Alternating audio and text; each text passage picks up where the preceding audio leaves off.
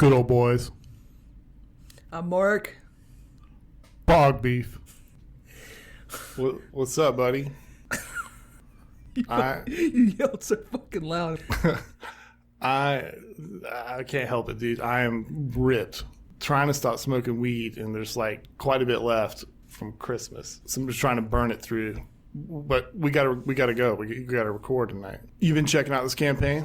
I've been trying not to, but it's pretty much impossible to watch the news or use a computer or phone machine without finding out stuff about it.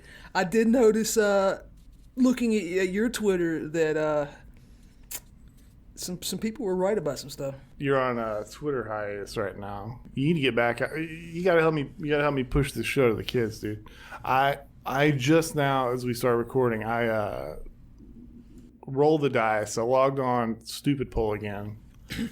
I threw up an ad to our last episode. We'll see if I get lucky this time, and I get one of the good mods like Gucci or whatever, or if it's a fucking holiday weekend, I'm bringing it when these fucking night managers gonna ban me again, like the last time. And I bring that up because the first episode we did that did really well was the squad episode. Yeah, you know why? It was because the thumbnail had some. The thumbnail had some had a great set in there. Some I don't know who it was, some beautiful soul posted that podcast on Stupid Poll. In the comments, like at least half the comments were like, these guys are dumbasses, and the other half of the comments they were like, I don't listen to podcasts, but those are some awesome tits. So I'm slamming that +1. Yeah, I support that. It all goes back to, you ever read that people don't know who it is, but there's some kind of like secretive like alt-right or Quillette or whatever, some crazy like race realist dude who like typed up this grand essay about dissident left, dirtbag left people. Yeah, I know what you're talking about. Yeah, he broke down the ethnicities and religions of everybody involved, and he called the anti-IPPO left. Is that what you're talking about? Yeah. It wasn't dirtbag because that's you're not talking about superstars or our names were on there, so it wasn't. Yeah, that was when I first started too. But yeah, it was like us, Anna Katchigan, people like Jimmy Dory, Amy Therese, people like that, and some other people that I think we should be able to be. I think we're gonna be able to get on the show pretty soon. That'll be sweet. But so he was doing a deep dive, and he's doing all the racial analysis, measuring our skulls and shit, and he had a couple theories. One of the theories he said was that all this, everything that you see here with this anti-IPPO left, the Amy Therese crew, he said like this is all a house of cards, not cards. It all stands on a house of big old titties. He said every. Yeah, he has a preference for big breasts among the okay, I remember that one. That one was the better one. It was part of the series. He laid out this multifactorial analysis. I mean, the guy's, he said he's a PhD, and it's obvious that he knows what he's doing. He's got the Wolfram Alpha and shit, and he correctly guessed all of our ethnicities. That's kind of weird. I don't need to know about how that happens. Do you think it's a mystery for people what your ethnicity is? No, not really. So he said, this is all bullshit. Every one of these people, it's either a chick with huge titties or dudes who prefer heavy-chested women. The early success of our show with that Super Bowl, it just kind of backs up his theory. Science is remember awesome. your poll that asked if Abigail Shapiro or Alexandria Ocasio-Cortez was better looking, and it was a fucking landslide. Yeah, I didn't even know that many people knew who Abigail Shapiro was. They didn't. There was like... They needed to know one thing, information you presented to them. Yeah, there was like 20,000 votes on that. So that's a huge amount of people. 20,000 people. And Abigail just blew her out. Big shout out. We very much appreciate the Shapiro family around here. I voted for AOC. I'm just saying. Yeah. I don't want to break anyone's heart. I better keep quiet about that.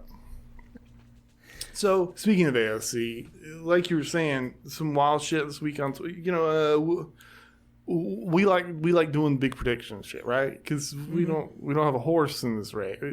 I don't. Do you feel represented by any of the political parties going on? They out there working for you? No, not really. No. I would say there are a few things in the different parties that kind of do, but that's by design. There's nothing. You're never going to find one party that's actually going to advance your interests. You'll get little bits and pieces from each side. Yeah, you know what it's like. It's like after Dale died, and you're just like still flip on NASCAR, and it's like, oh, I'm not going to root for Bill Elliott or Jeff Gordon. It's just not going to happen. Fuck those guys. So, but I'm still watching. I'm still checking the stats. So the only enjoyment comes from trying to figure out what's going on. When I was a kid, I walked into a country store wearing a Bill Elliott cap, and I was really little. I didn't know. Yeah, a grown ass man, like in his 50s, just berated me, a child, because I was wearing a Bill Elliott cap. Can you imagine? I can't imagine what would have happened if it'd been like 10 years later and it had been a Jeff Gordon hat. He would have dragged me behind his pickup truck. People are crazy, dude. When I was growing up, we lived next to this guy. He was a jet pilot, badass dude. It's all the people in the Air Force, and only a few people get to fly the fighter jets, right? Mm-hmm.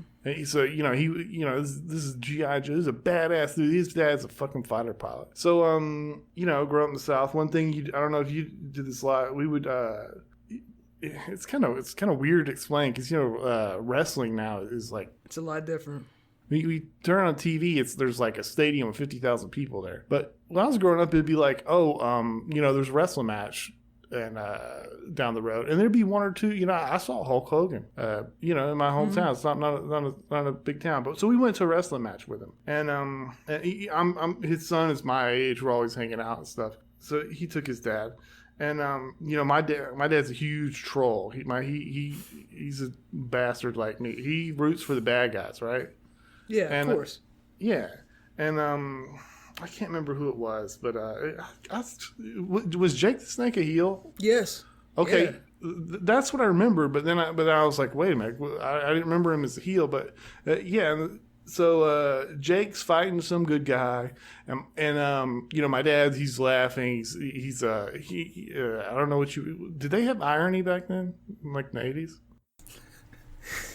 I think irony existed, but it wasn't like the primary motivating force in our culture. So yeah, so it was just being an asshole. So everyone there is drunk and stuff and getting into it, and they're shouting and they're rooting for the babyface, the guy fighting Jake the Snake. Right. And my dad goes, "Kill him, Jake!" And Brett's dad turned over, and it looked like his soul left his body. I mean, I don't know if it's like he was terrified and angry and confused all at the same time. And he just turns over and he looks at my dad and he goes, "That's the bad guy." And he really believed it. And like, as the night progressed, you start figuring out, like, this guy is dropping hellfire missiles at 30,000 feet, and he believes wrestling. That's the most awesome thing I've ever heard. That is so badass. I wish we had more people like that. Was it actually Jake the Snake? I mean, that was. I mean, I was just sure it was, but the only thing that made me question, I was like, well, he wasn't a heel, was he? Yeah, I guess he would do shit like send snakes to Macho Man's wife. What was her name? She was Sherry. No. The other one. There was one with Hogan and Elizabeth. There you go. Yeah. Like, send her a box with a snake in it. My mom says she almost divorced my dad for putting a rubber snake in the fridge one time. Anyways, what the hell were we talking about? AOC. Anyways, so so you're stepping out for a moment on the Twitter thing, and there was one tweet that I know you saw from No Opinion. Yep, Noah Smith. Yep. Noah Smith. Yeah, he's a wild man. He's like Noah Berlasky, but about like things that are important. And he doesn't write for BuzzFeed. He writes for like Bloomberg. Yeah, yeah, he's in the major leagues. Berlatsky's like in Double A. Yeah, we do want to thank Bloomberg, our sponsor, but yeah, I don't have that one. Do you remember that? To come around to it, so we're talking about that episode of the Squad. On the Squad episode, they said that she held out on him, waited until he was his lowest point. She endorsed him when he just had that heart attack. Everyone said he was done. Our close friends who are probably now working for the Bernie campaign were like, oh, he's toast. He had that heart attack. No one's supporting him. And then AOC threw him a lifeline. We both thought that they did it like that because that's different. That's not the unconditional friendship. That's I made we a bet bailed you out. I made a bet with somebody back in 2019 that said that she was not going to endorse Bernard, and I lost the bet. But the way she did it was less like offering her support to him and more like. When in ancient Rome, when a powerful person would adopt another powerful person and name them their heir? Yeah. It's kind of like that. Yeah. Yeah, it's exactly like that. And it wouldn't have, it's hard to, maybe Bernie, it's hard to tell if he's so slick or he's so sweet that you never, ever get a reading on if that's how he would have liked it to go down. You know what I mean? Like, you just get nothing. We'll get into that. I got something to say about that. But it was a dirty thing. And the thing we were talking about, oh, we predicted. It's not that AOC sucks, because I'm gonna tell you, like, from day one she showed up. Day one, I told you that. Yeah, she's a goblin from the start. Yeah, I just said this is just advanced identity politics for women. That's all it is. And people are, she's a bartender and stuff. Like, this bartender in Manhattan, dog. Like, do you guys know any people that do that shit? Yeah, like, she interned for. We talked about this before. She interned for Ted Kennedy. You know what she is. Yeah. So, anyways, so back to Noah. So that first tweet that happened. So let's just breeze past that because I got something better. But I don't have that one pulled up. Do you remember what he said? He said basically. Yes. I'll paraphrase it because I'm not looking at it. But he said, I think the best strategy would be for us to just threaten to open the doors and let in 3 million refugees and terrorize the Republicans into doing whatever we want. He said that should be that would be a strategy. Now, holy fuck, I forgot about that part. Yeah, I mime myself from that because that's. I'm sure that if you asked him about it, he would say, "Oh, I was just joking," but he's not joking. It's not a joke. I like physically want to limit the amount that I talk about immigration on this because it sucks.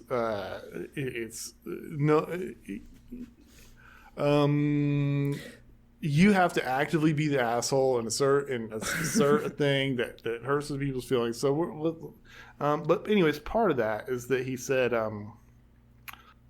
the way we're going to do this is AOC is just Bernie has this machine and he doesn't really live up to it. And AOC, she's actually the neoliberal hero that they're waiting for. She's a better version of Bernie, and she should just inherit his movement.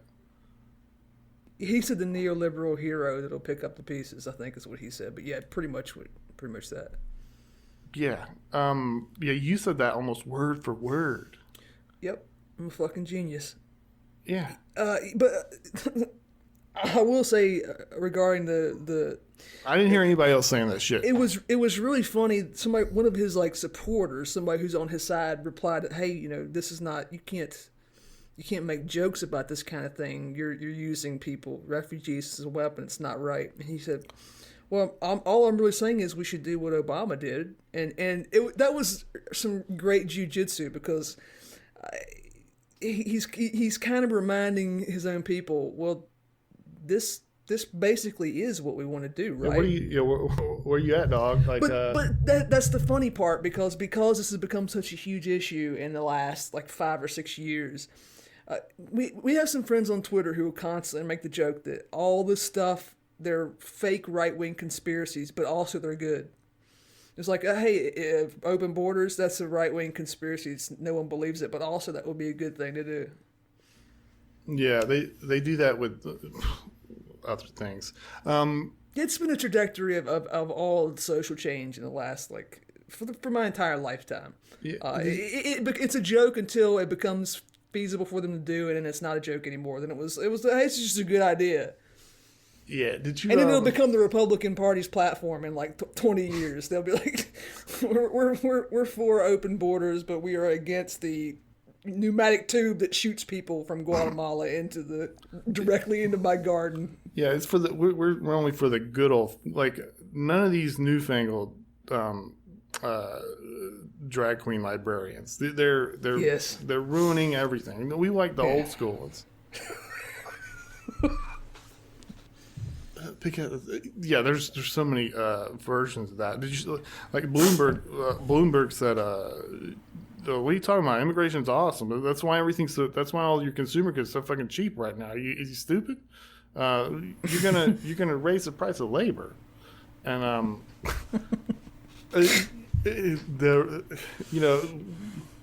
it sucks. It sucks having to make that. That's the thing. Is I don't like making the argument. It sucks. I should get paid to do it. I don't mean from this show. I just mean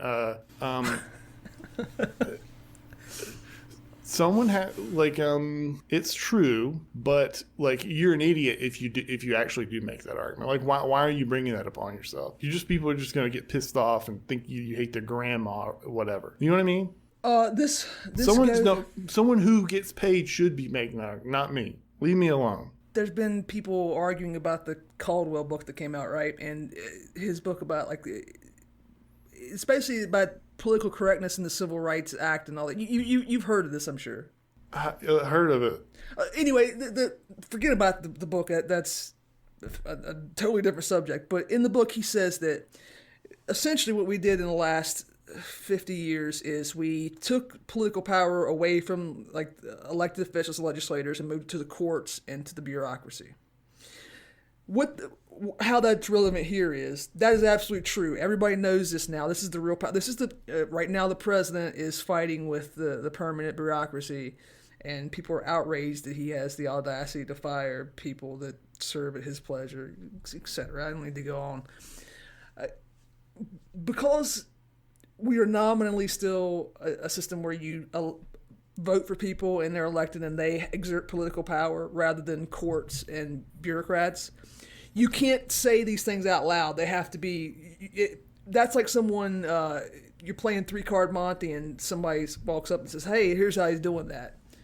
It can't be allowed because then your government loses legitimacy and people get angry, and that's what's happening. You remember when Trump wanted to? I'm sure it's done now. Do anything.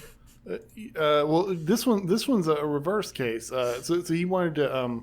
Oh yeah, by the way, the right has that's not all Democrats. No, of course not. Even in Mulbug's book, he was already thinking that the right will never, just by the nature of like where the offices are and stuff, like the right is never going to have a chip in the bureaucracy or things like the CIA. They're always going to dominate things like the military because where are military bases? They're in bumfuck Nevada.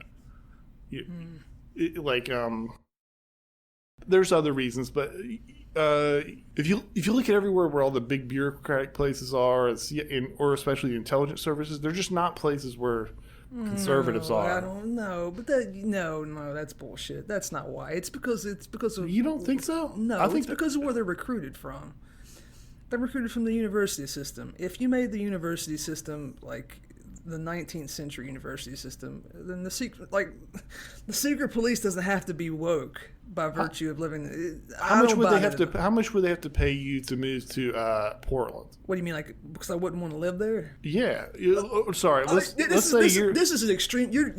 This is a bad example because I see this. I live close enough to DC that I know that a lot of these people, they move out into bumfuck nowhere and then commute into DC. Okay, yeah, but well, whatever. They want to have a horse ranch in Fairfax County. They don't want to live in fucking Bed-Stuy. I've got a juicy one about the horse ranch that I can't share on this program. But sorry, I was just throwing that in there. I meant Adams Morgan, not Bed-Stuy. That's in New York. But anyway, so Mulbach, that was like 2008. Where he was, his book, he's just bitching about. He's a right wing guy, and they're never going to have anything going on in the bureaucracy stuff. But he did say that the Supreme Court, you got a chance there, especially with the Federalist Society. Yep. And that's what happened. But anyways, I lost the thread there. So let's just go back to where I was really going. So when I went to go pull up that tweet, I was like, let's search for Noah Smith. And it's like, here's something he just posted. And I was like, fuck that. I'm not going to, who cares about that one he posted the other day? Check this out, dude. This is cutting in the middle of this long-ass tweet storm. As an aside, I supported Warren because the CFPB showed that she was capable of building an institution that wasn't just effective, but timely. It was something that we needed, something that no one else was building, and it was built well. As another aside, this is his comments from today. As another side, I think AOC and the DSA might have an advantage over Bernie here. The DSA, let's say that again. Everybody see those clips? The DSA has been electorally far more effective than Our Revolution, for instance, which is Bernie's organization. Is that actually true? We'll talk about it. AOC's allies in the Sunrise Movement also seem like effective movement builders. Anyway, I worry that Bernie will build a system like Britain's post-war socialism or India's Raj that will stumble along dysfunctionally for a couple decades, ultimately be dismantled by ghouls. To all of our detriment. He's standing by the car holding a bag of sugar. I'm just worried that something's going to happen to Bernard's car and make the engine stop running. Yeah. Bernie's different. This is from before, but I think I should include this. Bernie's different. He's not going to keep tearing things down. He's going to build something new. People are behind that. And that's one reason why I think young people are attracted to him. Because on some level, they've had it with our institutional degradation, deconstruction. They want to build something at Florida. You get what he's saying. Bernie has all this energy. There's all these people that are like, "Hey, we're getting a square deal from this guy." People are going to go along with what he says. But, let's latch on to him like a Remora. Yeah, but what he wants to build, that's not very neoliberal. And by the way, that's not a slur for him. The beginning of this, he says, he says, I'm a neoliberal. AOC's ultimate neoliberal. This is the way the world works. This is just open worship of evil. Well, we talked about this at the end of the last podcast. This is what the Democratic Party is now. 2016 gave you a hint of it. 2018 carved it in the stone. This is what the party's going to be. So he's not wrong. What he's saying, I pretty much agree with it. I think it's bad, but we were saying before it happened. Now that's interesting because Bloomberg entering the race kind of changes a lot of this stuff. It's weird to see everyone react to him. No one knows what's going on. All the old like I do. Our natural like ideological enemies, in a span of 2 or 3 weeks, or our like natural ideological enemies are lined up behind the Bernie campaign, but they're just. I'm just going to assume good behavior, I guess. But you mean like the Kimberly Crenshaw crowd? The whatever, yeah. They're like, no, Bernie Sanders is going to give us everything we want. he made his name saying the opposite of this stuff. It's a distraction from the economic issues.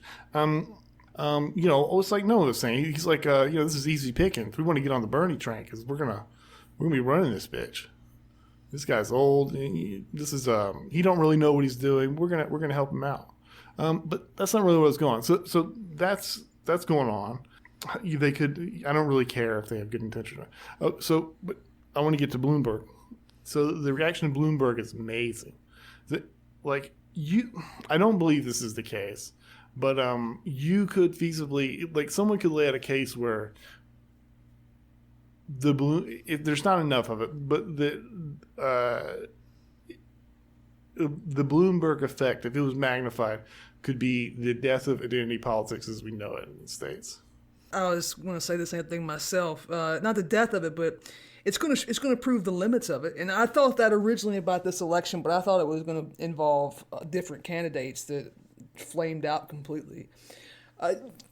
Before you talk about Bloomberg and what he's doing to the race, you have to guys swallow some bitter medicine about the Bernard campaign. So the stuff that the woke kind of stuff that Bernard's been saying in the last few months, whatever. I noticed on Twitter, people who are really into Bernard, there's like, look, this is proof that he's going to be appealing to minorities and, blah, blah. The stuff about white Bernie bros is not true. His campaign just keeps, I saw right. big shout out to What It's Left Pod. Amy's not here, so we have to keep talking about Mr. Studebaker. He tweeted the other day. He said, "You guys keep talking about the Bernie followers. There's so many people that are black or Chinese or gay or whatever." He's like, "You need the most votes. That's how they do this." Yes. Yeah, that was the 2016 campaign. This stuff is not for the consumption of people in Anacostia. They don't care about this, and Bloomberg's going to prove that. I'm not sure it's for it's for the consumption of white college educated people who are on Twitter too much. It's for their own careers. It's not for this campaign. Okay, sure, that's fine. I'll go along with that. But it's going after a demographic, but it's not. It's going after the demographic of the officers of the future Democratic Party bureaucracy. But sorry, we should stick to the kayfabe here for a second just to keep it straight. So they're reminding everyone that this campaign is, we got the Combahee on board. This campaign is, look, don't hassle us with this 2016 Bernie Bros shit. We're super woke. We got this woke thing taken care of, and that's going to carry us to victory. Now this Mr. Michael shows up, and what's he doing? He's just paying people off. Yeah, he just says, I made New York safe by just locking up all the black kids. Well, but he disavowed that. But here's the point, and we're going to find out very shortly, by the end of this month, if him saying that stuff really hurt him. Here's my theory, and I have nothing to back this up with. So if I'm wrong, I'm wrong. I don't think that the people who are suffering from stop and frisk policies, I don't think this is going to bother that quote's going to bother them.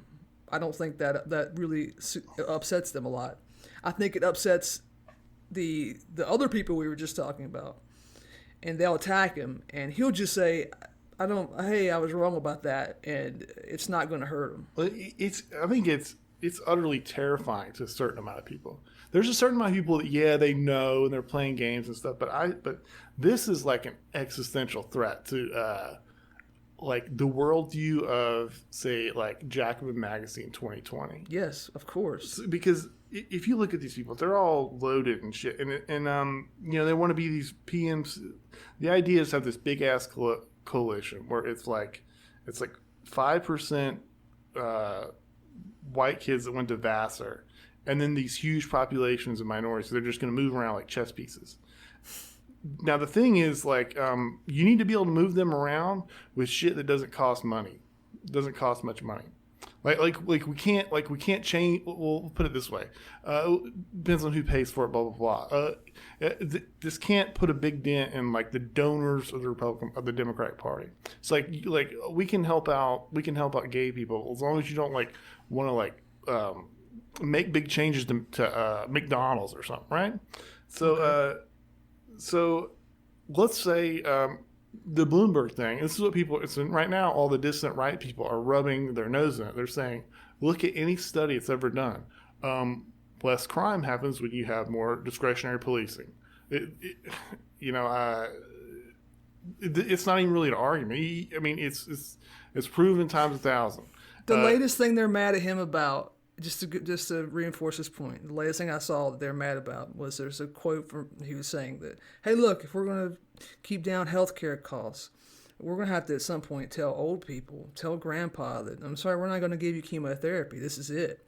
And if you're talking about universal healthcare, that's absolutely right. You're not going to have the same kind of end of life care that you have now, which is essentially, as long as you or the insurance company will pay for it, we'll just keep doing whatever forever. That's not going to happen under universal healthcare. Well, if it does, that system's not going to last long. So it's, once again, it's like it's something it's absolutely right, but it's not popular to say. This is one of the fucked up things about Bloomberg, because like when he says some shit like that, he's not saying it now. To be clear, he said this before, right? And he's in trouble for it. That's a very clever thing to say for multiple reasons. Number one, that causes incredible difficulty for anyone pushing universal health care. Yep. Because everyone knows what happens when you start talking about cutting. If elderly people vote, a lot of fucking boomers. Look at the race; it's all fucking boomers. There's a lot of boomers, and they all vote. They ain't got to work. They're watching. They're gonna get up at 6 a.m. and watch Price is Right. And they're gonna be jiggling on the door handle at 7 a.m. You're gonna run your ass down there and try to run your ass down there in 15 minutes after work. They've already voted, so it's gonna piss them off. And then on the other hand, I like universal health care, and even in that vein, of course he's right. And what he's saying is not even a bad thing. Americans are fucking narcissists and idolaters. We don't understand. We've lost our way to understand how to deal with death anymore.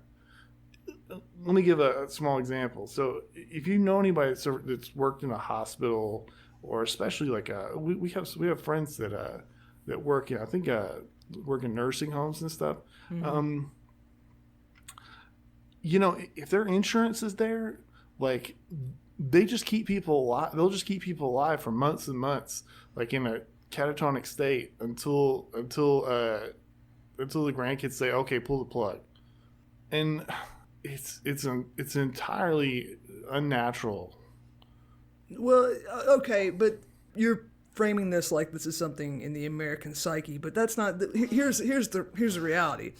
Because it's a preference because we don't have universal health care. If this was a preference in other places, they do the same shit. Yeah. But it's not, because there's bureaucratic rationing of health care because they have to do that. Yeah. So I mean, but the thing about not dealing with death is there's a great book.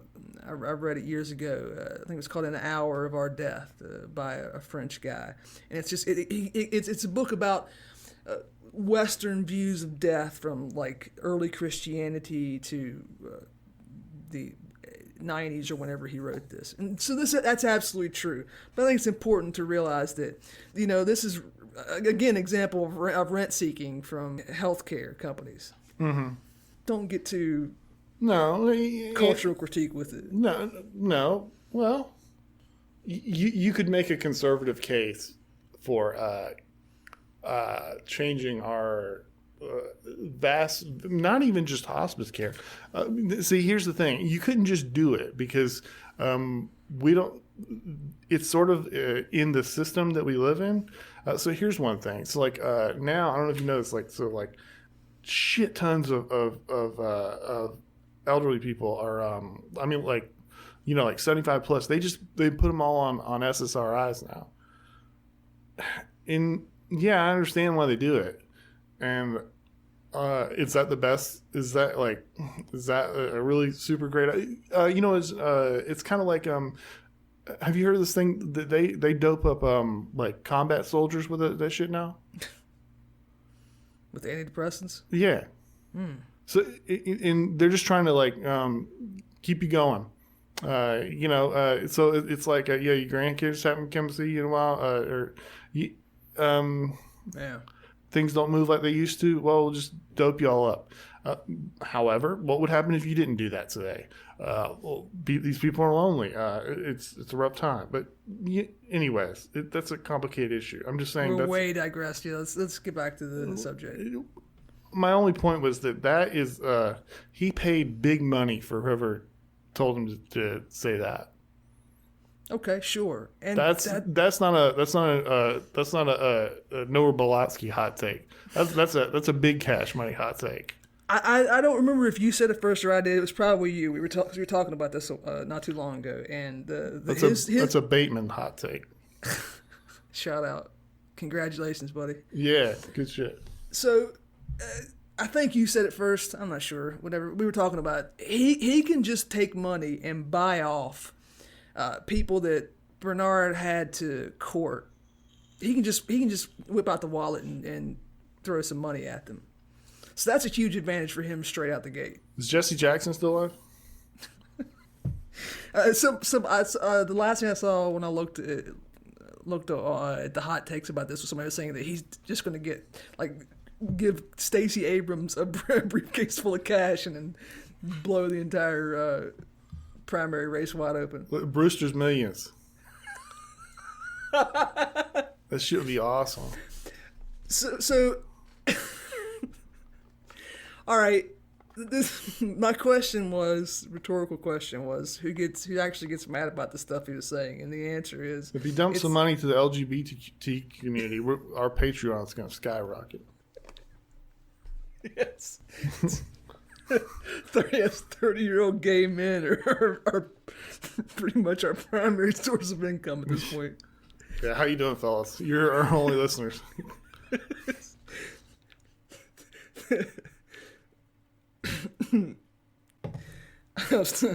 Excuse me. So as I was saying, should change the intro like Lady Gaga or something. Okay, so Bloomberg can just write checks to these people. The stuff he's saying may or may not actually offend the people that everybody's arguing on the behalf of. So this comes down to a question, and it was I made a bold proclamation in like December. I said that people should stop caring about these Bernard Sanders campaign donation numbers because Bernard is like Trump. Campaign finance stuff helps him far less than it helps other people. It's not the basis of his movement. He's going to see very diminishing returns compared to the centrist candidates. And the reason that is, and I think that now we're gonna find out if I was right about that, because you have Buttigieg kind of, Klobuchar certainly, Biden until he finally calls it quits, and now Bloomberg, and they're all kind of, in the middle. They're all the same creature, and they're competing for that same group of voters, which is the Never Sanders vote. And in this way, campaign money is golden. If you think about the 2000 election instead of the 2016, it would make a huge difference when people are kind of meh about the choices. They're going to be meh about choosing between Bloomberg, Klobuchar, and Buttigieg. They're not going to be meh about choosing between those people and Bernard. So we're going to find out if you can still buy an election. That's what we're going to find out from him. And you couldn't really do that in 2016 in the Republican primary because Trump had the advantage of winner-take-all states, meaning he could win 51% of the vote and get all of the delegates, and everybody else got nothing. Sanders doesn't have that luxury. So if Bloomberg can pour money into these Super Tuesday states and get enough delegates to keep Sanders from getting a majority, then we go to the convention, blah, blah, blah. You know the story about that. It's That's genius. I didn't think about that. So the people, I get what you're saying. So the people who are shitloads of people watch TV and stuff still, but the Bernie people who are customers for democratic socialism, they're not going to be watching the Super Bowl. They're down at the they're listening to the public radio or the they're down at the library reading. They're on Twitter. Yeah. They don't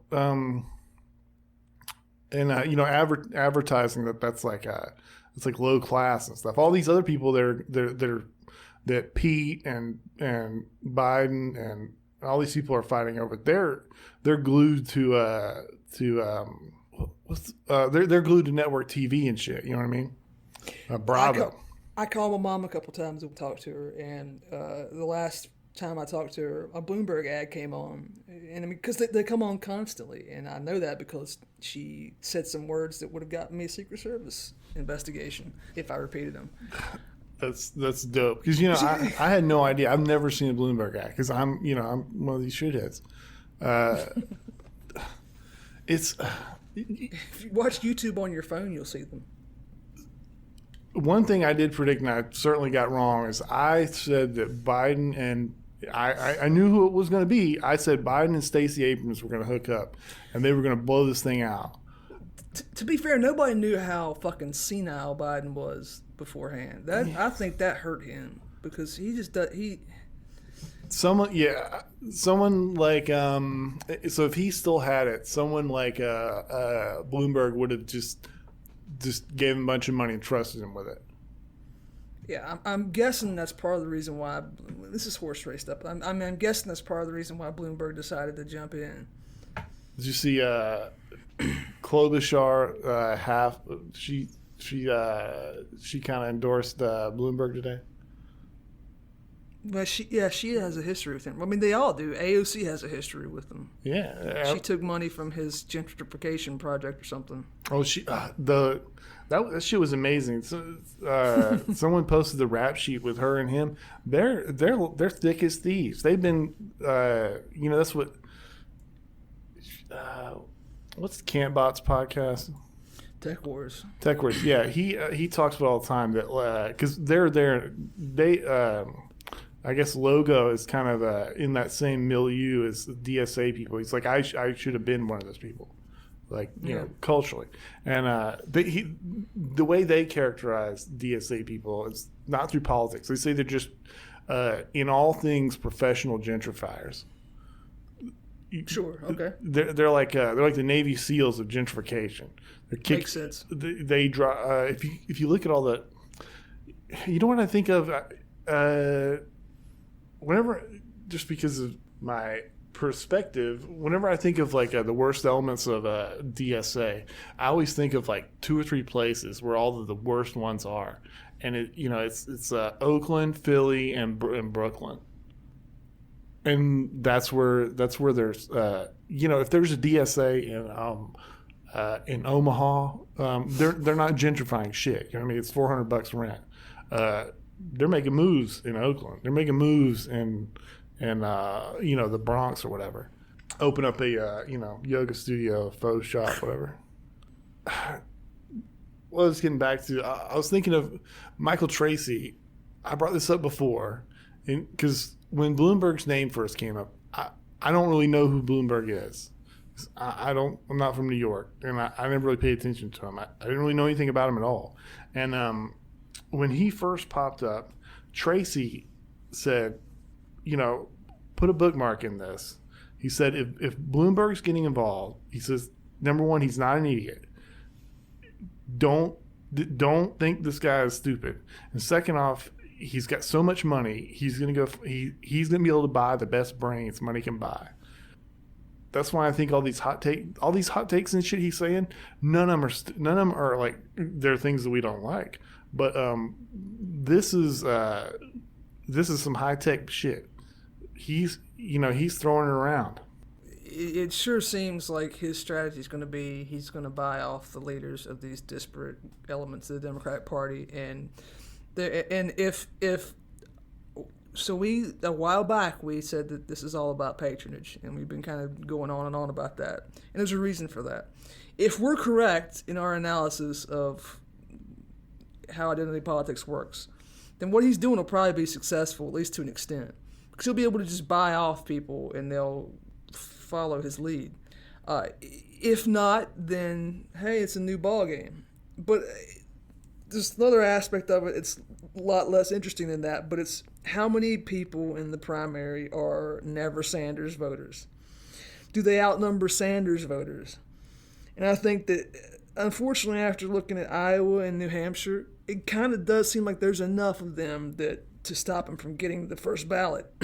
But it kind of seems like, honestly, there's almost as many never Sanders people as Sanders people, and then there's the folks in the middle that Bloomberg's going to try to, blast a bullhorn through every TV and computer and cell phone.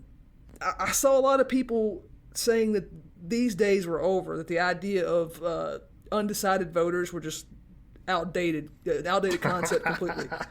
Did you see that? Somebody didn't see wrote that shit. There was I don't remember. Most people have more sense than they give a fuck about these assholes that are in this business. Well, it was a study or whatever. It wasn't just a hot take. It was somebody they're putting some brain power behind this, saying that the idea of, oh, I know what it was. It was this is a Virginia thing. It was a person wrote into a Virginia newspaper. She works at a university. Her thing was she could predict the outcome of certain elections because she said that there's no such thing as an undecided voter. It's all about motivating your supporters to the polls. She didn't predict 2016, so yeah, exactly. But anyway, she said there's no such thing, and I've seen other people kind of make this take. Usually it's because we've entered some new era of politics. Well, we're going to find out right now, because this is Bloomberg's strategy is I'm going to spend a shitload of money and get your normie uncle to vote for me. If he managed to get the nomination, that would be like the capstone of what the Democratic Party is supposed to become, right? I mean, there's two things that make this interesting. So, first off, I had an interaction with Gucci the other day. Do you remember when I first started hanging out on Twitter with these people, and I would get in these slap fights over the word identity politics? Right. Right. So Gucci said id poll. I think this had to be for me because no one else does this. So Gucci's talking about id poll, and he puts in a little byline. And he says id poll refers to left liberal id poll, not racial brokerage politics. We would call okay. He's talking. He's talking to me there, because that's. Yeah, I think Chris Rock had this theory back in the '90s. I saw it on an HBO special. What you mean? Come on. Remember, what's his most famous bit they got in trouble for? Yeah. The first one was over Stacey Abrams because people were like, she does this identity politics. She's retarded. No one likes this. People don't like being told what you can watch over. I was like, are you kidding me? She's a force of nature with identity politics. And we were talking about different things. I was talking about patronage. Just slid that in there. But here's the thing. So, when I was in college, I played a shitload of poker, right? In poker, you're doing all these things to sort of, you're trying to keep your brain under control because you're lying with all this money. There's lots of money, and your brain wants to freak out. You have to. We're not robots. But there's things you can do to sort of to help yourself out. So you can't be a good poker player if I bluff you, and I was to lose, and that would like wreck me. Like I couldn't make my wrench or whatever. That's going to affect how I play. I'm not going to be able to play you as hard. I'm gonna go soft. I won't have the guts to just have nothing and just shove my chips in the middle and say, "Call me, bitch." Now let's talk about this guy Bloomberg. check this out. He don't have to win. No, he can just spend $500 million or $1 billion and just stop someone he doesn't like from winning. He don't have to win. Bernie is gonna be walking around in eggshells. When literally he should be the wild man. He needs to be the one. He should he's not in the situation to be doing that, but he must win big. If he don't get a majority, they're gonna fuck him over. But he's gonna be playing scared the whole time. Whereas Bloomberg is gonna just go ham, because he don't have to. You play the game so much different when you don't have to win. It's like going on a date when you already have a girlfriend. You know what I mean. You can walk with a certain swagger. Skin in the game. Mm-hmm. Skin in something.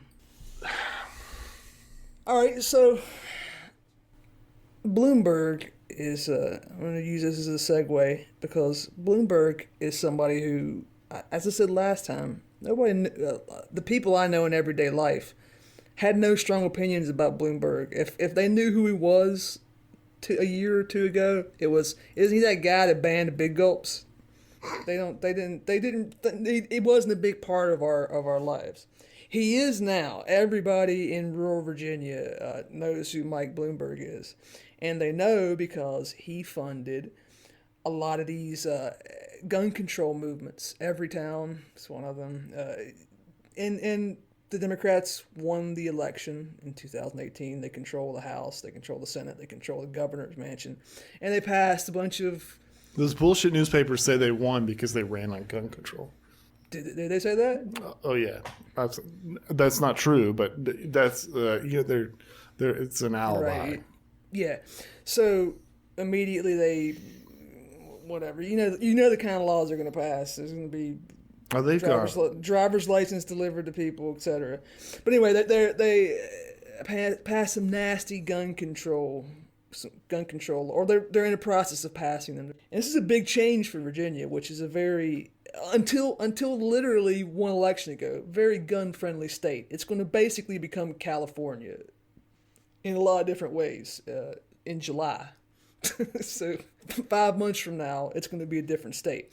Anyway, Bloomberg put a lot of money into some of these NGOs, and the reaction to that, I talked about it on Twitter. I don't think I've talked about it on the podcast. Was the vast majority of the counties, they passed laws saying that we're sanctuary counties, but for guns, that we're not going to enforce the gun laws.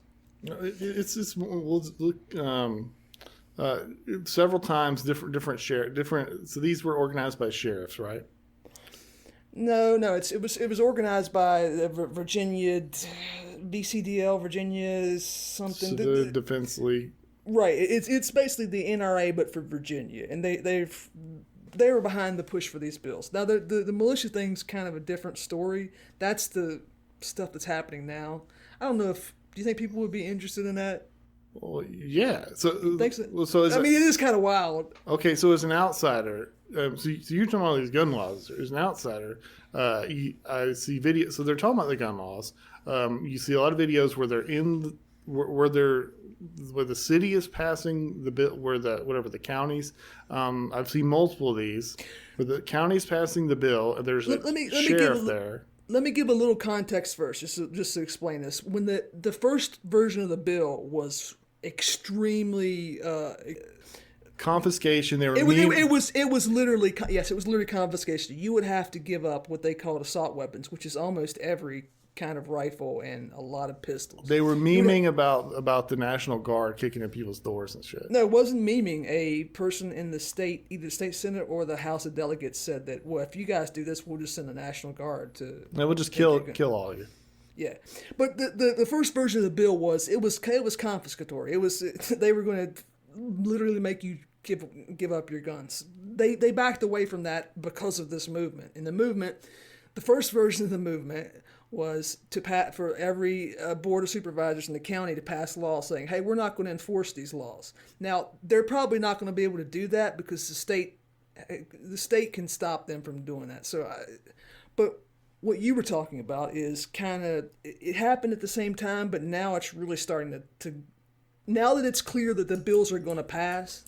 Several counties have organized militias, and I think it's the last three counties. It's like 1,000 people total, maybe, which that's not a lot of people, but that is kind of a lot of people to organize publicly into a militia that's stated goal is to fight the government if they try to enforce gun laws.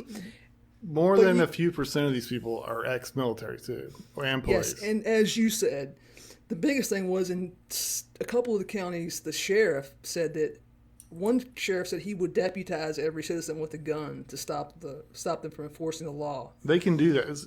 A small note here. So if you want an automatic gun, you can get one, but it'll cost you. If you want an automatic AR-15, it'll cost you like $50 to $100,000.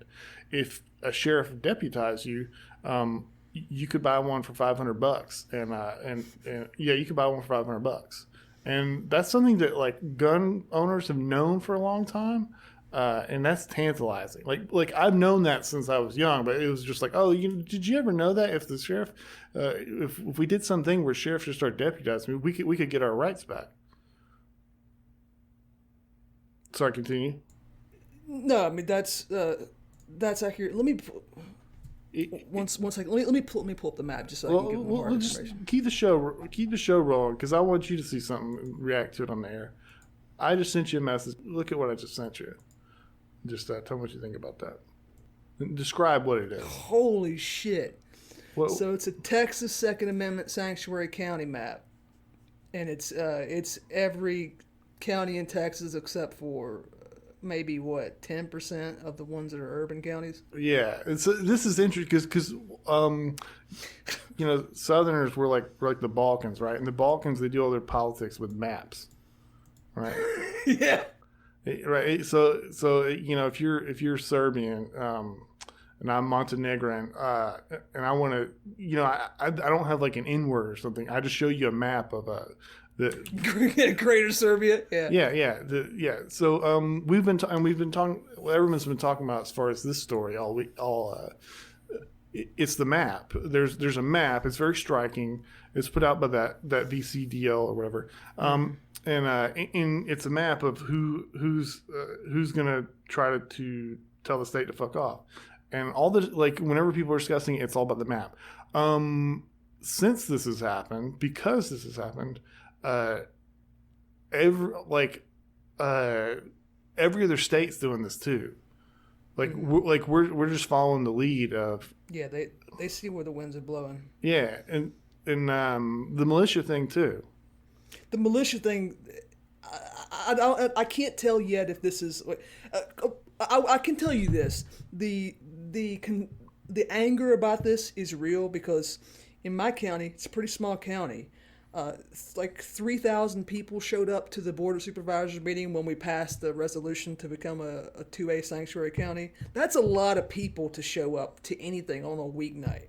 There were so many people there, it was hard to move around.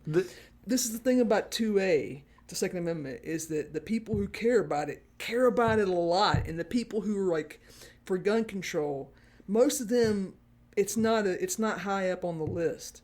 This is kind of like you're fucking with something that really matters to a group of people. And now they're the minority in the state, but not by a lot. Yeah. We're talking 55-45. So I'm not sure that the militia thing is going to be a tea party. Like the Tea Party was kind of a joke, right? I'm not sure this is going to be because there's a lot of people involved and you got sheriffs and board of supervisors saying that they're going to form militias. Could be. I don't know what it's going to be, but it might be something a little bit different. Yeah, it's interesting. So, I like guns. I don't debate it with people because I understand where they're. It's sort of like a. It's sort of like if I was in a minority religion or something. I was a Mormon or something, and the state just said, "Well, we're going to outlaw Mormonism." Mormonism is goofy. They had that South Park play about it. but to those people, It's the most important thing. yeah, it's different. So, and the other thing is that It's like your poker analogy, except in reverse, where we're talking about something that is it's not a big deal to person B, but to person A, this is everything. So person A is going to act a lot more passionately about it than person B. well, and what PMCs have been trying to do is claim that everything is like that for them, and it's really not. There are things that are super important to them. Yeah, we'll get to that. But they've made some big. Why don't I debate it? Because at this point, guns are probably never going to be like viable in terms of 50% plus one voting stuff. That stuff, it's just it's a loser there. A lot of people agree with what Bloomberg said about getting rid of guns. A lot of people agree with that. Well, just guns are never going to be democratically popular ever again. That's just the way it is. However, that doesn't mean guns are toast. It means guns are going to be done through lawfare. If you're into guns and you want to do stuff for your gun rights, you have to send money to attorneys because that's the only way you're going to do it. It's not going to be voting stuff. It's gonna lose consistently on voting stuff from here on out. That's just a fact. And I love guns, and I totally I'm never gonna win that. Eventually, it's gonna wrap back around, but that's neither here nor there. It's everyone always talks about material construction and stuff. You've seen Germany is selling so many guns lately. Past 2 years, people are just buying guns like crazy, and their quality of life stuff. People who feel super safe, and Japan has no one wants guns there. It's like the safest place in. I believe it is the safest country, except for maybe Singapore or something. Anyways, did you want to say something about nullification? No, I don't want to call it nullification because I did that one time, and this lawyer lady from California fucking suplexed me into the ground on Twitter because it's not nullification. But this is, I think this is the future. And the 2A sanctuary movement is a great example. What is sanctuary? Well, the idea is that you take these exclusionary zones and you don't enforce the laws here, and it makes people, in the example of illegal immigrants, it makes people happy because people don't get sent to jail, and those people can be cheap labor for the people who live in cities. It's a win-win for them. So I think this is the future. This is probably if you want to have American politics that function without violence and constant turmoil, this is what you'll have to do. You'll have to say, you know what? Hey, you live in Rockingham County. You can ignore the gun laws. It's cool. We're going to ignore the immigration laws in D.C. And that's the way we can get along because the brand of pluralism we decided to go with is not the kind that's that's advertised on the tin, as our friend Amy would say.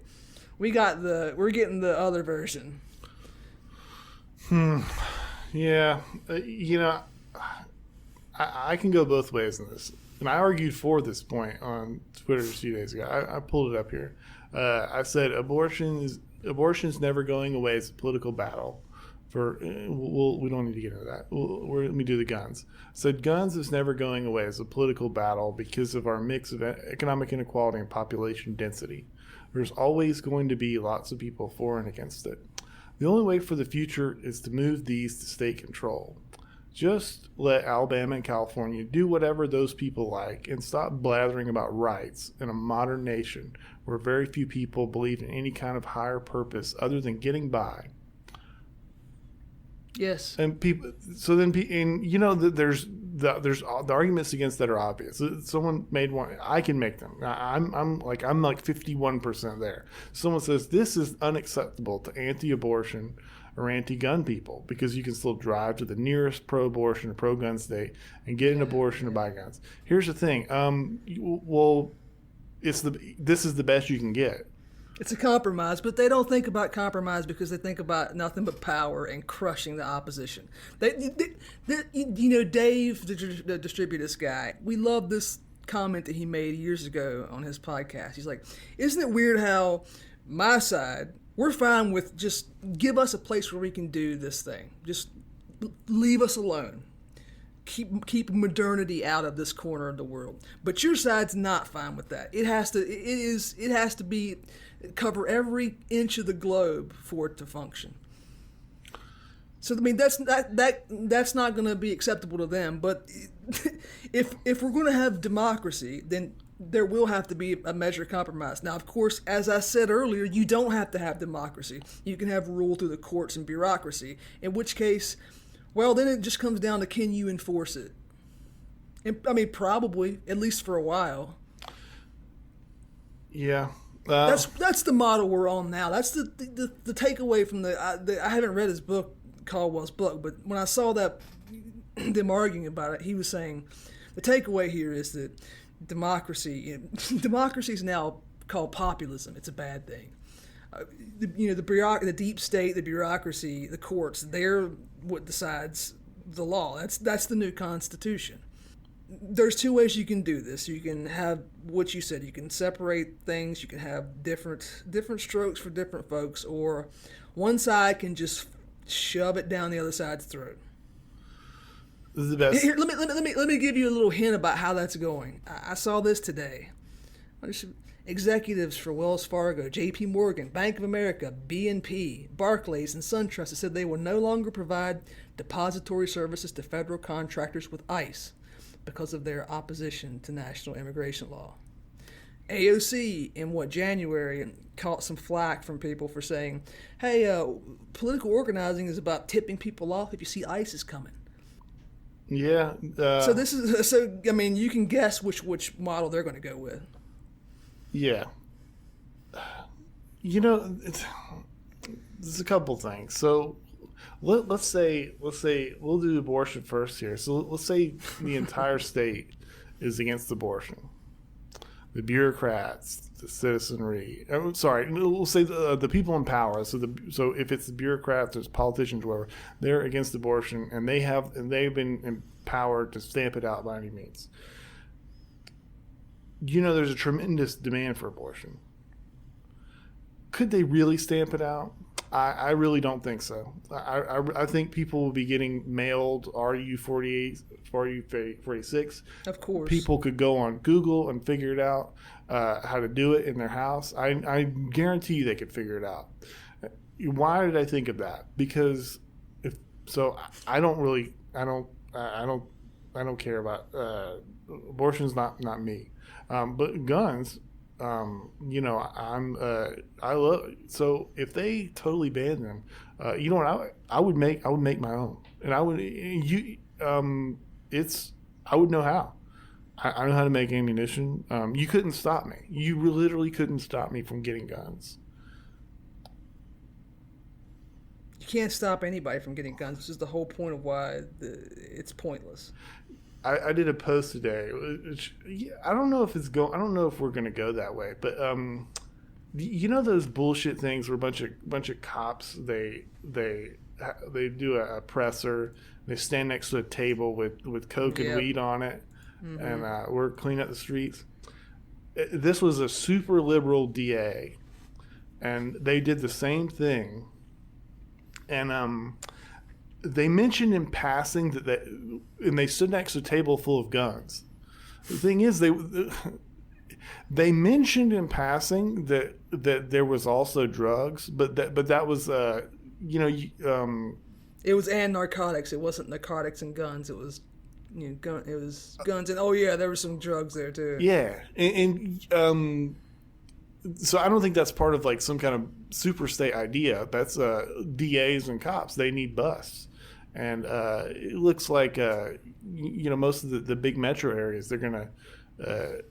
We made fun of the UK for this for years. They'll take pictures of them standing beside like a screwdriver and say, "Hey, we took some dangerous weapons away from people in Puppetshire upon whatever. Hey, we got rid of some dangerous butter knives."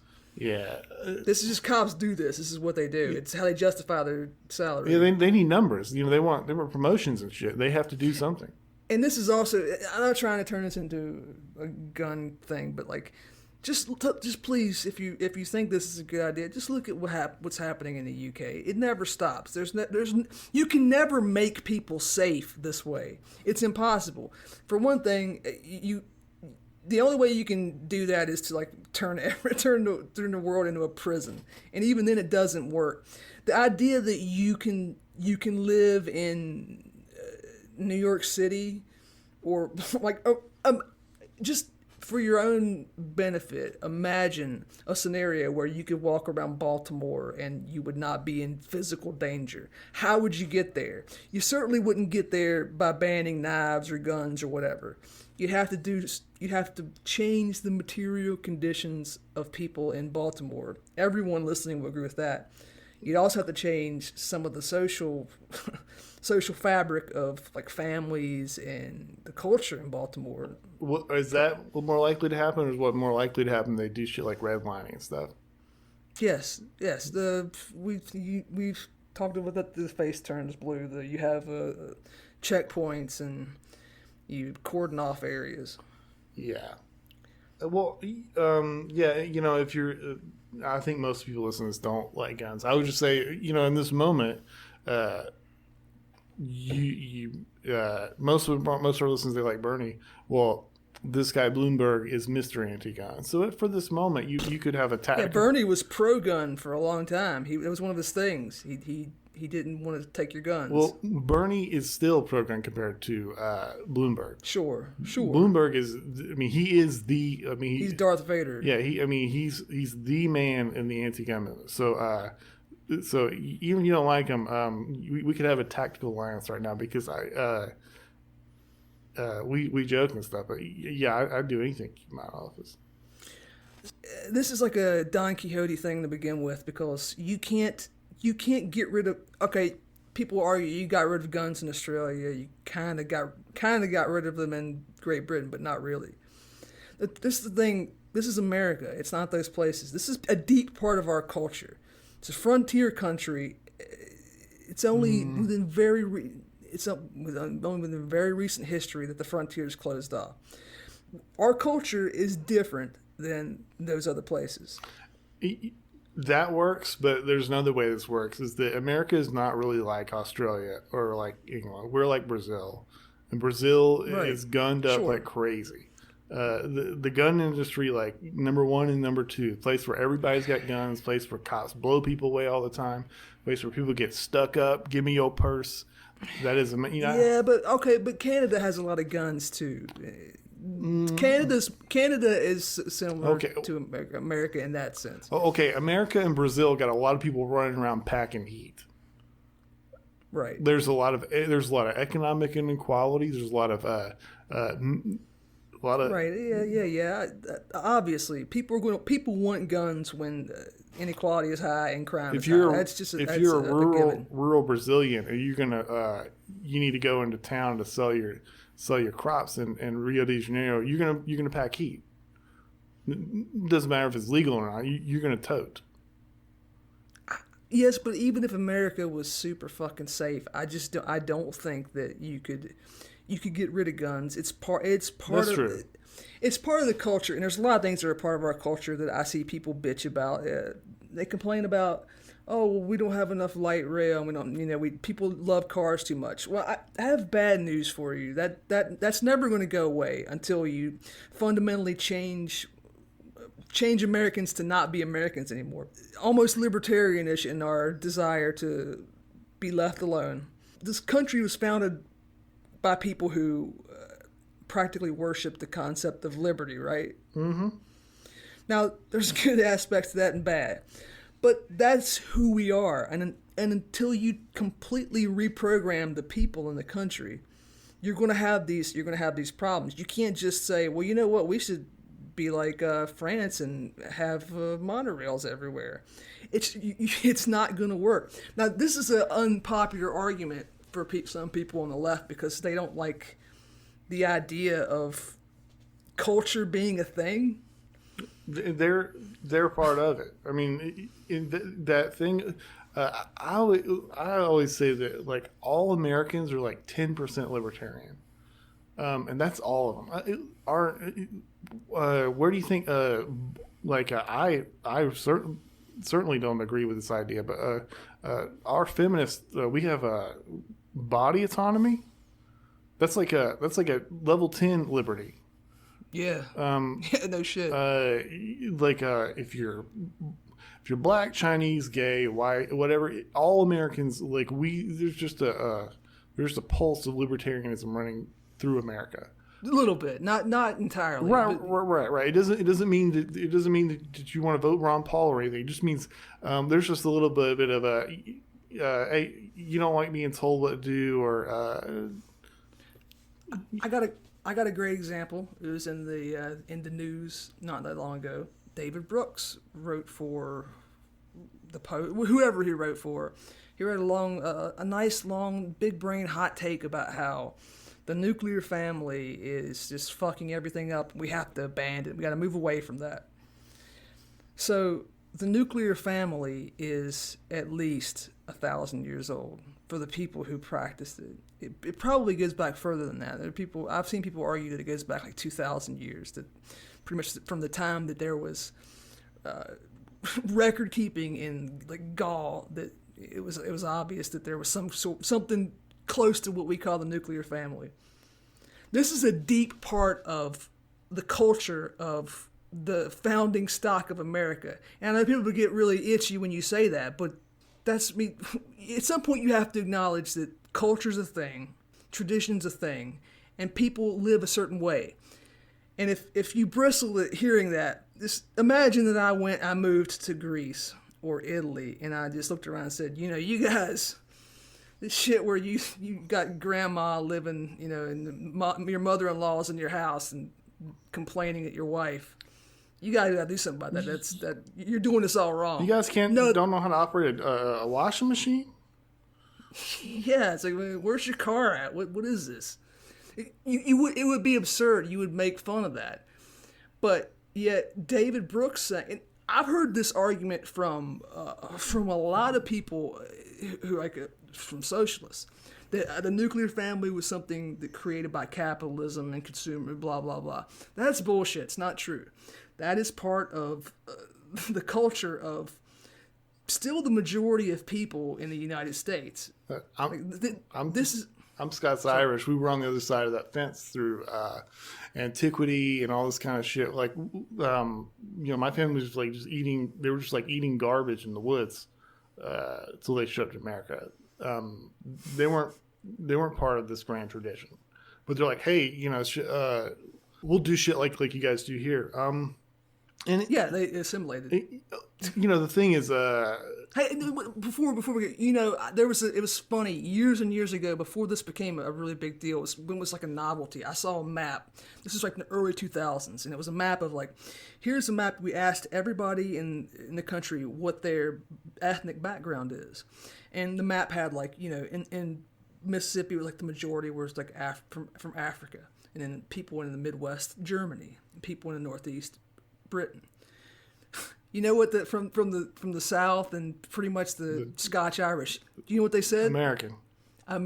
Yeah. They literally said my ethnicity is American. Yeah, this is the Southeast. Yeah, I respond to almost everything I see where people do the people say like European culture is superior to American. Bitch, Germany's like 300 years old. You don't know the fuck you're talking about. France had like 50 languages like a couple hundred years ago. Most of that's just people mad at Dad. They're unhappy with the way things were, but not really. For one thing, okay, David Brooks said that he talked about Eastern European extended family, etc. This gives you a better fallback, in hard times. What David Brooks is really saying is, the way you've lived for thousands of years, because of the economic changes in the last 50, you're not going to be able to do that anymore. You're going to have to stick you in a cargo container, hanging out with each other. That's not acceptable. If you suggested that we should do that to people in Honduras or whatever, he would be out of a job tomorrow. This whole debate is such bullshit. It's not a debate. Yeah, you're right. So people, they always lead with the nuclear family is not the greatest idea in the world. People in Italy and Greece, they had the whole family. You know that clip I always send of the Easter procession in Greece is beautiful. Yeah. It is. So, if you're, was it? I can't remember who wrote about this, if it was Plutarch or not, but one of those guys, I think it was Plato or Aristotle. They said, Greece, they were able to develop all this philosophy and stuff because they started with the best map.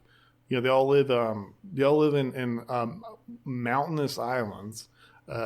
So there's no reason. There's no reason for them to go do any colonialism anywhere, and no one can invade them. So they're just going to hang out. They got it made. So sit around and talk about philosophy all day. Same thing with Italy. In other words.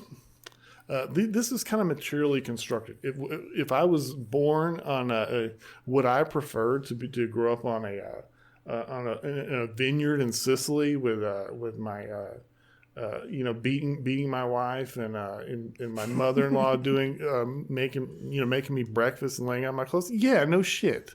But that's not what you're saying. That's not what you're offering me. If the argument was really for the extended family, you're gonna have to go. What's that fucking book where they Margaret Atwood? Handmaid's Tale. Handmaid's Tale. Yeah. Oh, you're gonna have to go Handmaid's Tale. You're gonna have to. You're gonna be rounding up women in camp to get them to go along with this. You're not gonna get away with that. Are you kidding me? You would have to annihilate women's rights to get there. Why do you think we do this shit? Why? Guys in Italy can just move their mother in the house, and if their wife don't like it, well, fuck her. That's not going to work over here, bro. And that's not what you're offering me. So when I bring up the vineyard in Sicily, well, guess what? We don't live in that. I could lose my job, and I might have to move 3 states away. I don't have a palatial estate. Hardly any of us does. Homeboy would if he wasn't on his like 3rd or 4th wife.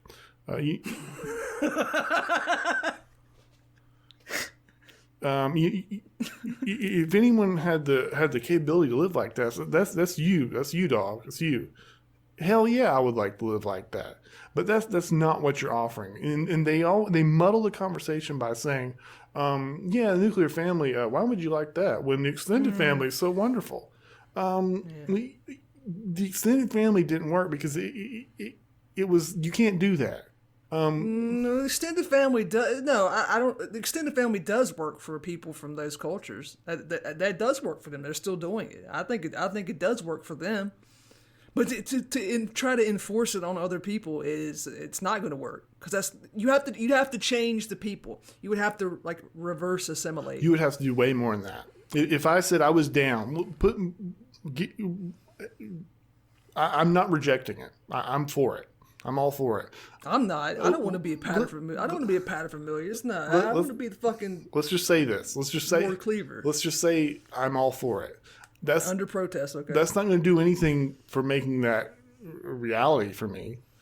So my point is that we're not really talking about the extended family versus the nuclear family. We're not really talking about that. That's not what he's. Right. He's saying you need to lower your expectations. You might have to live with your parents because you're not going to be able to afford to survive in this world we've created. He's talking like you're going to need to live in a pod and eat bugs and shit. Because yes, of course. But you can. Yeah, I agree. I that's what I.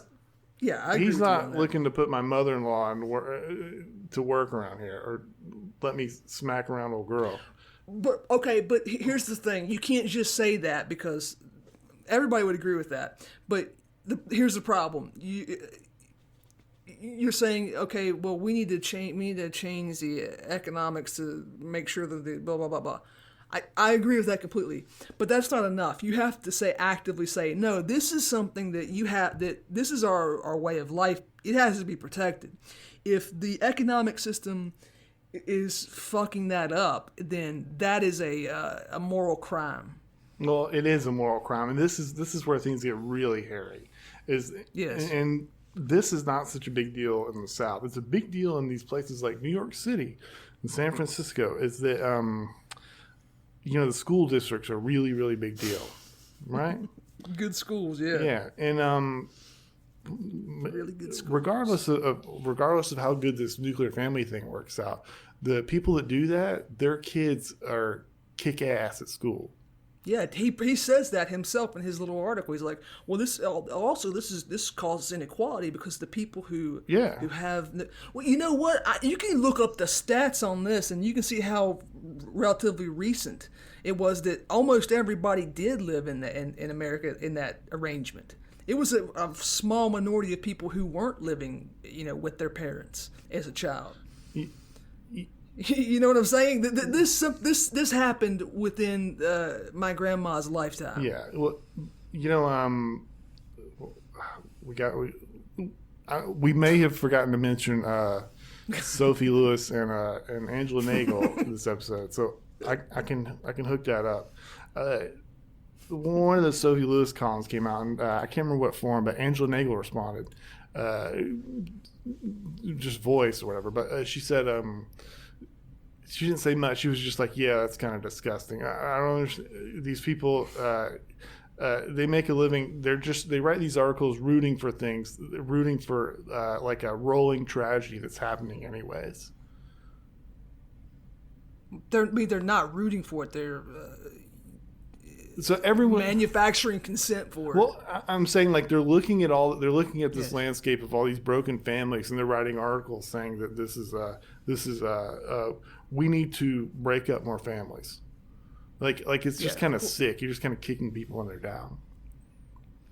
Because regardless, these people wrote these articles. The families are not doing so great right now. Of course not. And this is why this is my point to bring this up to begin with. This is something that has to be actively defended. You have to assert that this is part of our traditions, our culture. This is part of who we are. If you change this, you change who we are in a way that's not acceptable. And this is as time has gone on, it's been my big problem with even the good left. The people that we like and get along with. It's that I'm not sure that people understand what the world's going to look like. We're getting close to the point where a majority of people are not going to be brought up in a household with both of their parents. That almost seems normal to people my age because it happened to me, but 60, 70 years ago, that wasn't normal at all. Do you mean they're being raised in Beverly Hills by Ellen and Rosie O'Donnell, or do you mean they're not sure if anyone gives a fuck about them? Yeah, they're single parent households. It's almost always dad having a role in your life. It's not. My parents got divorced when I was 2. My dad's a great guy. I always saw him when I was young. We get along great. But we don't have the same relationship we would have had if we lived together until I was 18 years old. How could we possibly? Our relationship is not traditionally like the traditional father and son relationship. How could it possibly be? There are other people involved. There were grandparents involved, a step parent. This is kind of a new phenomenon where this is normal, and perhaps this is unrelated to other social ills, but I think that a lot of the problems that we're having right now the society that we built was built on the assumption that people will be brought up a certain way, that they would live a certain way, and they're not anymore. Depression, helicopter parents, boomerang kids, all this shit. It's uncharted territory. People talk about Japan because they have those those guys that don't leave their hikikomori or something like that. Well, that stuff doesn't just happen in a vacuum, and we're not really prepared for we're not happy with what that society is going to look like. You can trace back a lot of these political arguments to that alone. You're going to have crime. You're going to have low trust. You're not going to be able to leave your doors unlocked. You're not going to be able to rely on your neighbors. You're not going to be able to rely on your family necessarily. David Brooks says that we should look to the Eastern European model of extended families. Well, motherfucker, 40% of people can't even keep their nuclear family together. They can't keep dad in the same house as mom. How is that going to work? How are you going to add in grandparents and cousins? You're not going to. It's bullshit, like you said, but it's worse than bullshit because it pretends that the thing that you needed to function is not only not necessary, but it's not even good in the first place. We see this so much, the pods and the eating bugs and everything. You need to lower your expectations in life. You need to accept that you're going to be a drone. You're going to... like Sean McElwee said, hey, you're going to have to eat some caterpillars and give up beef. This is just the way things are. Well, we don't have to do that. We do have a choice. There are other options. I think I can kick in here to our more materialist friends here, because I think I know what you're thinking right now. There's a couple things. So one thing is you're thinking, well, the nuclear family, that's a social construct. That's something that's made up by Coca-Cola in the 50s or something like that. Or, they create all these bullshit institutions to reinforce it, make people sign all these papers and like the Jewish people, they stamp their foot on the glass. Irish people probably get drunk. So they made up all these bullshit institutions to carry this. This isn't natural. I will tell you, number one, you are correct about that. Oh yeah, that is true. That is blatantly obvious. Everyone should realize at this point that this doesn't just go on its own. There were tons of institutions that were imposing this on people to some extent.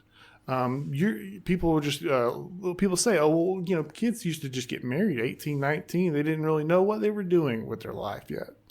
But they just got married. This is just what you did. That's true. Point two, we're big.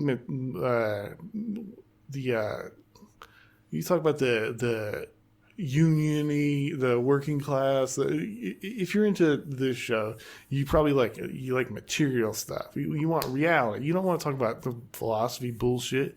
Karl Marx said the poverty of philosophy. So let's look at results. So unfortunately,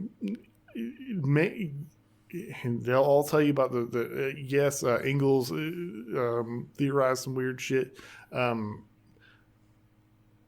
People that do nuclear family shit, they kick ass in comparison to people that don't. That's where we're at now. Could there be some greater thing far off? Could you do big extended families? Yeah, I guess maybe, but none of that's really real. Do it somewhere else. Why do we have to do that here? I'm taking that off the table. That's not happening. None of that's going to happen right now. People are suffering, and suffering big time. Like the young girl suicide rate is skyrocketing. God knows what the graduation rate is among people who they don't have a dad around. And if you, I'm sure this is, I don't know. So you, when you think, well, there's just one parent there's not one parent. It's way more than that. When you're a little kid, you're a sponge. You don't have to know everything that's going on to know everything. You just soak it up, and it doesn't manifest in your kid. You're just thinking, well, I was a kid, dad wasn't around. That's I didn't it was just all coming into me. And we're rather stoic here, so I think we'll sum up this. Let me ask you something. Would you rather have I take 2.5 fingers right now, or your mom stayed with your dad? There was no other boyfriends and all this bullshit. It was just them.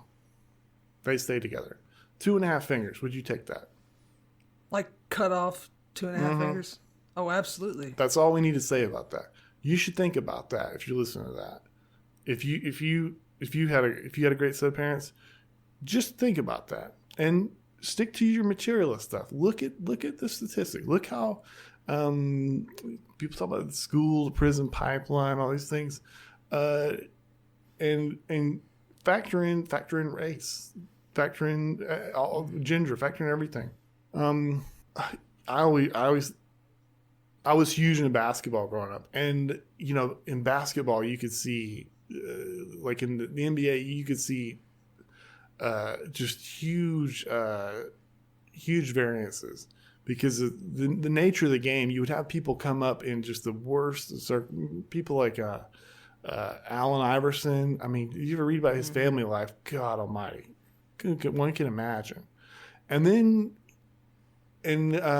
look at what people's careers are like 20 years after they leave the game, and check out what their home life is like. So who's doing real good these days? Shaq's doing good. Jordan's doing good. They had that nuclear family going on. Jordan's dad was with him when he won that championship. Remember, Jordan quit playing basketball when his dad died. It's real. The last thing I'll say about that is just that the point about the inequality thing is so disgusting. And I'll just put it like this. You can tell it's just such a horrible moral inversion. So he's saying you should not.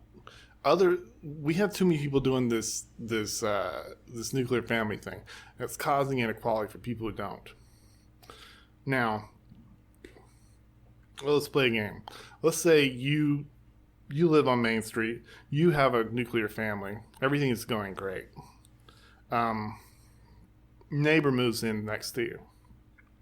Would you prefer a nuclear family moves in next to you? Now is that going to take away from you? Is this a zero sum game? Are you going to be worse off if your neighbor has a nuclear family or doesn't? And then on top of that, we'll say the whole city and then the whole country.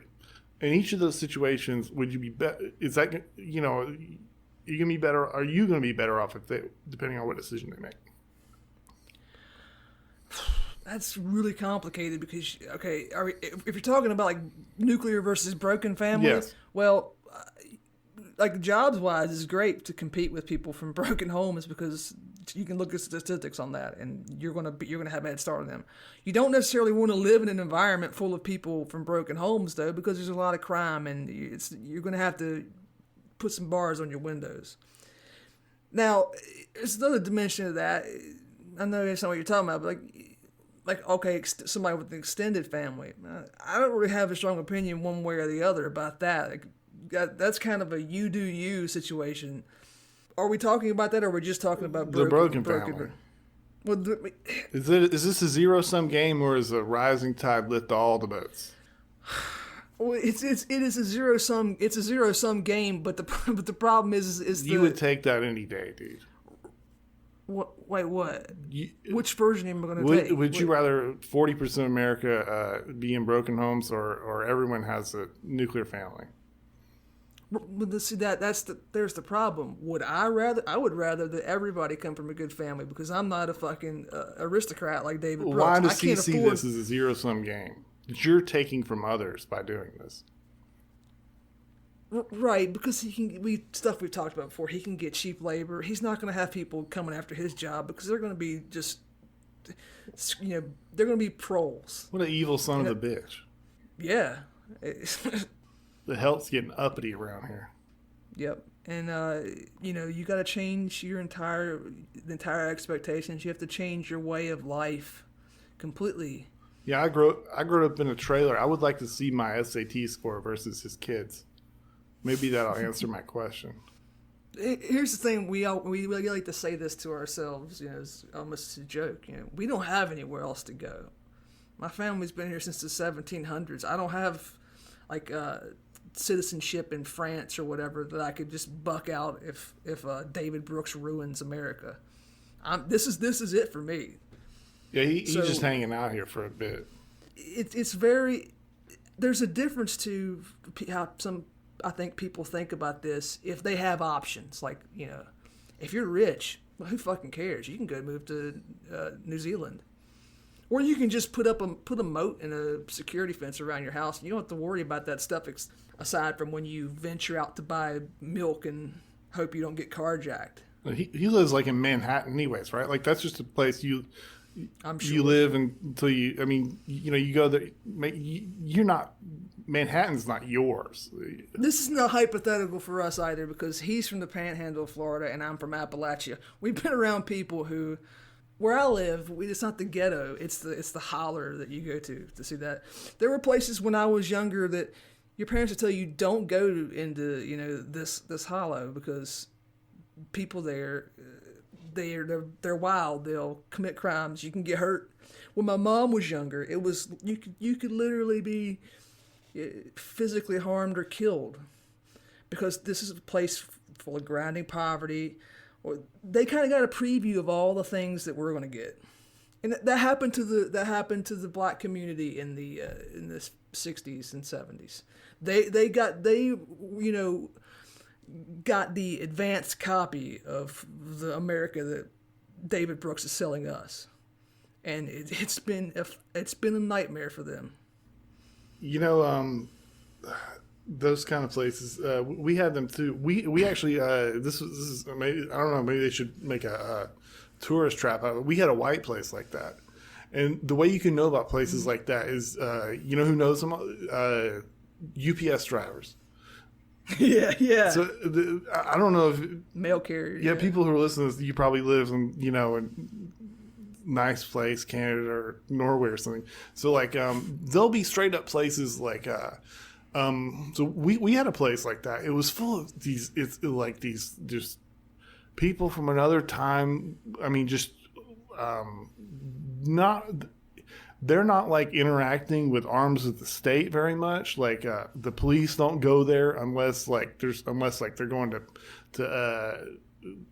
pick up a server warrant. Yeah, pick up a body or something. It's dicey out there. The funny thing is, so for obvious reasons, UPS drivers sort of have like a diplomatic immunity. They don't fuck with the UPS driver because they need packages delivered. So the UPS driver he it's like he could walk around in the war zone no problem, and they would tell us stories about it and shit. But we had a place like that no decent person went because there were just these scary. No one. There were you'd hear rumors they were like ex Klansmen or Aryan Nations guys. No one was really sure, but it was a scary place that like people like if you went, it was not like there's just a lot of people that do crime. It's like if you go over there, like people will say, hey, someone's down our street. We're going to get you out of here, and we don't have anything to lose. I don't know. It's just a funny thing. I don't know if people might think that's wild. Yeah, something similar. If you live in a city, you've seen this. We've talked about this before. If you go, if you, when I was a kid, sometimes we would drive back into the hollows, and by then it wasn't. You weren't taking your life in your hands or anything, but there'd be people sitting on the porch and they just stare at you when you drove by, like, "What's this guy doing?" And when I was a teenager, I got lost in D.C. and I went through some nasty neighborhoods, and it was the same thing. It was like people out on the stoop just staring at you, like, "What are you doing here?" Just they don't have anything better to do, and it might have been strange at one time to imagine that you could have a large portion of society being that way, but you sure can. There are places in Europe now that have had massive unemployment for years. Like you said, all of this stuff is a social construct. It's a very carefully maintained machine and it doesn't take much to fuck it up. The people that were maintaining it didn't necessarily understand what they were doing. Never do. Like, and they didn't need to. Like, it's sort of like an evolution thing. Like, a squirrel can't explain to you why this one, evolved weird spots or whatever. But it's doing so. It's just because it's here. That's those people with the big cities and the big army and all this stuff. Like, it's just sort of functioning, and people are just sort of doing what they do. That has been interrupted. People think of tradition, like when you say tradition, if you're like a forward-thinking person, that's almost a synonym for like superstition now. It's like it's some poorly evolved like thing that's in the way. But that's the exact opposite of reality. Traditions they're almost organisms that evolved like an animal would. They did serve a purpose. And I always like to talk about Chesterton's fence. You shouldn't tear down the fence if you don't know why it's there in the first place. And we did that alongside some economic changes that make it more convenient to send us back to some kind of horrid state where we live in grinding poverty. There's no expectations of law and order or even some of the most basic kind of cooperation between people. People are having debates about whether or not we should have police forces. Maybe we should just get rid of that. Maybe do we need families? Maybe we can just have gestators. What do we really need the man and the woman having the ceremony now? It seems kind of antiquated, right? Yeah,